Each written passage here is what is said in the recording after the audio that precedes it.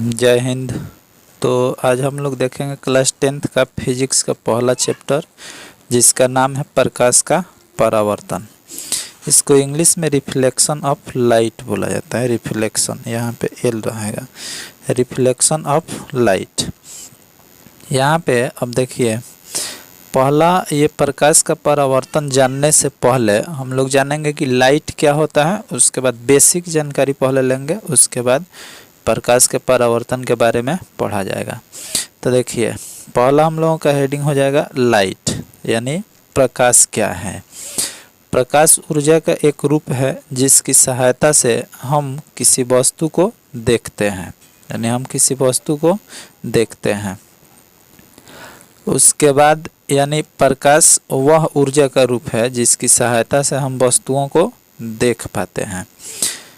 तो उसके बाद देखिए, प्रकाश स्रोत। प्रकाश का स्रोत जो होता है वो क्या है। प्रकाश स्रोत का मतलब ये नहीं रहे, प्रकाश स्रोत का मतलब यानी सोर्स ऑफ लाइट बोला जाता है। सोर्स ऑफ लाइट यानी स्रोत का मतलब होता है कि प्रकाश हम लोगों को मिलता कहाँ से है, यानी प्रकाश निकलता कहाँ से है। इसको सोर्स ऑफ लाइट बोला जाता है। इसका डेफिनेशन हो जाएगा, जिस वस्तुओं से प्रकाश निकलता है उसे प्रकाश स्रोत कहते हैं। यानी जिस वस्तु से प्रकाश निकलता है उसे प्रकाश स्रोत कहते हैं। एग्जाम्पल के रूप में हम लोग देख सकते हैं, यहाँ पे एग्जाम्पल दिया हुआ है, सूर्य, तारे, जलता हुआ बल्ब, जलती हुई मोमबत्ती, जलती हुई लैंप, यहाँ पे लैंप इत्यादि। ये सब प्रकाश के स्रोत होंगे। यानी जिस वस्तु से प्रकाश निकलता है उसे प्रकाश स्रोत कहते हैं। एग्जाम्पल इसका जरूरी हो जाता है, एग्जाम्पल ध्यान रखेंगे। नोट में एक बात ध्यान रखिएगा, यहाँ पे देख लीजिए, बोला गया है कि प्रकाश के जितने भी स्रोत हैं उनमें, प्रकाश के जितने भी स्रोत हैं उनमें अन्य प्रकार की विभिन्न ऊर्जाओं को प्रकाश ऊर्जा में बदला जाता है। यानी प्रकाश जिस वस्तु में से निकलता है उसमें अन्य प्रकार की ऊर्जा को प्रकाश ऊर्जा में बदला जाता है। जैसे जलता हुआ बल्ब हो गया, जलता हुआ बल्ब, उसमें विद्युत धारा आता है, यानी विद्युत ऊर्जा आता है। और विद्युत ऊर्जा क्या होता है कि प्रकाश ऊर्जा में बदलता है बल्ब में। ठीक है। है प्रदीप्त वस्तुएं। प्रदीप्त वस्तुएं का मतलब होता है कि लुमिनस बोलते हैं, इंग्लिश में बोला जाता है लुमिनस। प्रदीप्त वस्तुएं यानी लुमिनस, जो वस्तुएं प्रकाश उत्सर्जित करती हैं, यानी जो वस्तुएं स्वयं प्रकाश उत्सर्जित करती है उन्हें प्रदीप्त वस्तुएं कहते हैं, या दीप्त वस्तुएं या दीप्तमान वस्तुएं कहते हैं। जैसे सूर्य, जलता हुआ बल्ब, जलती हुई मोमबत्ती इत्यादि। यानी जो स्वयं प्रकाश उत्सर्जित करता है उसे प्रदीप्त वस्तु या दीप्त वस्तु या दीप्तमान वस्तु कहते हैं। एग्जाम्पल इसका भी ध्यान रखिए। उसके बाद है दूसरा हम लोगों का हो जाएगा अप्रदीप्त वस्तुएं, यानी नॉन लुमिनस।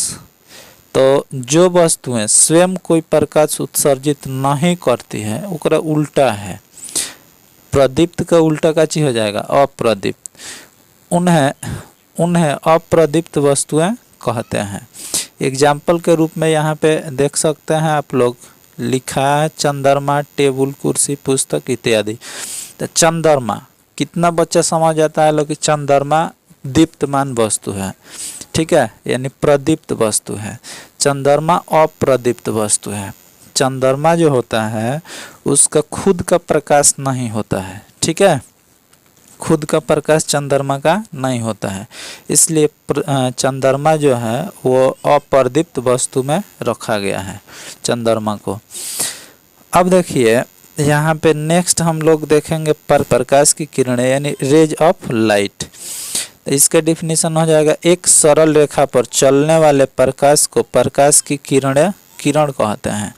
यहाँ पे देख सकते हैं कि एक सरल रेखा है, यहाँ पे एक सरल रेखा, ये सरल रेखा पे चल रही है तो ये क्या हो जाएगी, प्रकाश की किरण।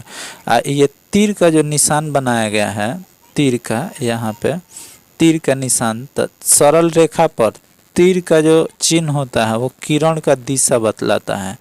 किरण का क्या बतलाता है? तो दिशा बतलाता है, किरण का दिशा बतलाता है। तीर का निशान किरण की दिशा को बतलाती है।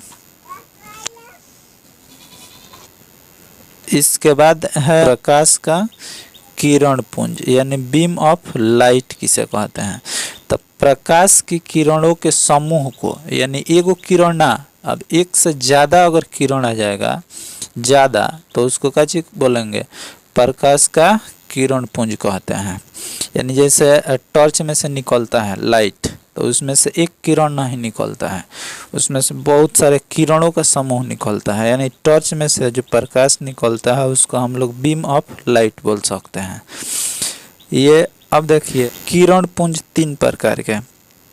पहला हम लोगों का हो जाता है अपसारी किरण पुंज या अपसरित किरण पुंज, डाइवर्जिंग बीम ऑफ लाइट बोला जाता है। दूसरा का है अभिसारी, ये भ है, अभिसारी या संसरित किरण पुंज, इसको कन्वर्जिंग, एम जो यहाँ पे एम दिख रहा है वो एन है, कन्वर्जिंग बीम ऑफ लाइट। तीसरा है समांतर किरण पुंज, पैरेलल बीम ऑफ लाइट। तो एक एक करके देखा जाएगा कि ये क्या होता है, कैसा होता है।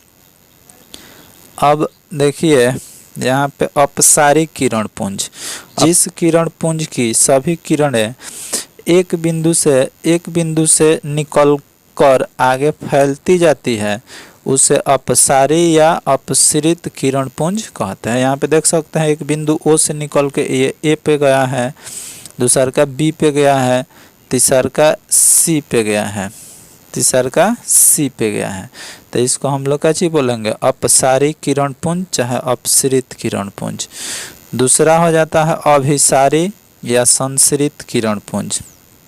इसका डिफिनीशन हो जाएगा जिस किरण पुंज की सभी किरणें एक बिंदु पर आकर मिलती है उसे अभिसारी या संसरित किरण पुंज कहते हैं। जैसा कि आप लोग देख सकते हैं कि ए से आके ओ पे मिल रहा है, और फिर बी से आया है, ये बी से आया है ओ पे गया है, सी से आया है ओ पे गया है, ए से भी आया है तो ओ पे ही गया है। तो इसको हम लोग क्या बोलेंगे? अभिसारी या संसरित किरण पुंज। अब देखिए नेक्स्ट हो जाएगा हम लोग का तीसरा जो है वो समांतर किरण पुंज। समांतर किरण पुंज, ये किरण ये ऊपर नहीं रहेगा, समांतर किरण पुंज। इसका डिफिनीशन होता है कि जिस किरण पुंज की सभी किरणें एक दूसरे के समांतर होती है उसे समांतर किरण पुंज कहते हैं। जैसे यहाँ पे देख सकते हैं एक दूसरे के समानांतर है, तो ये क्या